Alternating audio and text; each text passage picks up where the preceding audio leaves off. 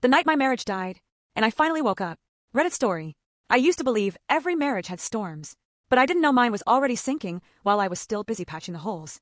It started the night I drove 3 hours through a Colorado snowstorm to surprise my husband for his work trip, and he opened the hotel door with her standing behind him. I swear, for a moment, the whole hallway went silent, not because of the shock, but because I realized, in one single breath, that every doubt he ever planted in my mind was a seed he watered with lies. He said, "It's not what it looks like." But her makeup was smeared, his shirt was inside out, and I wasn't stupid, just in love. I remember my hands shaking, so hard I dropped my wedding ring, right there on the hallway carpet. He bent to pick it up. I stepped back like it was on fire. On the drive home, I kept replaying every moment. The nights he came home late, the sudden work trips, the way he stopped touching me like I mattered.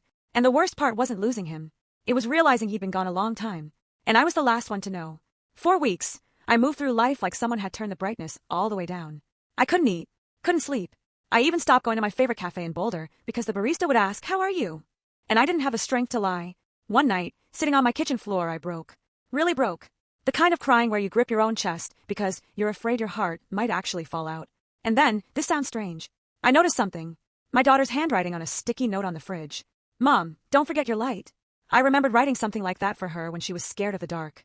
And suddenly I realized I'd been living in a darkness someone else created for me. So I did something I never thought I'd do at 49. I filed for divorce. I packed up my life. I moved to a tiny apartment in Santa Fe where nobody knew me or my broken heart. And you know what? Healing didn't show up in some inspirational sunrise. It showed up the first night I slept without fear. The first time I laughed without guilt. The first time I walked into that little farmer's market on Canyon Road and didn't feel invisible. Because here's the twist no one sees coming. The plot you only understand once you survive the wreckage. The day my marriage died was also the day I started living. And if you're watching this, holding the pieces of your own heart, listen carefully.